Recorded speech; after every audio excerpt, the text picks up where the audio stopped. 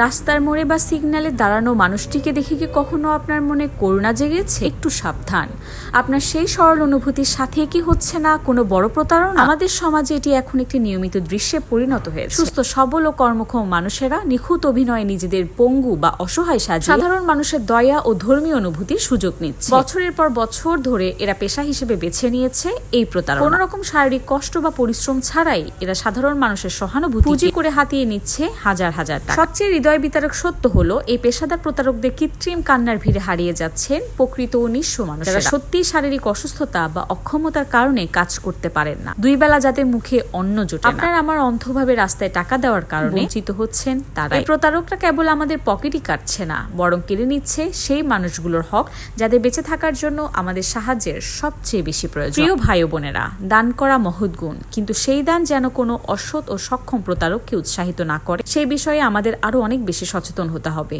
রাস্তাঘাটে যাচাই না করে হুটহাট টাকা দেওয়ার অভ্যাসটা এবার আমাদের বদলাতে হবে। আপনার আশেপাশে পরিচিত ও সত্যিই যারা অভাবগ্রস্ত তাদের খুঁজে বের করুন। স্থানীয় নির্ভরযোগ্য এতিমখানা, মাদ্রাসা বা বিশ্বস্ত সামাজিক সংগঠনের মাধ্যমে আপনার সাহায্য পৌঁছে দিন। চলুন এবার থেকে একটু ভেবেচিন্তে ও দায়িত্বশীলতার সাথে দান, যাতে আমাদের কষ্টের দান পৌঁছে যায় কেবল প্রকৃত হকদারির কাছেই।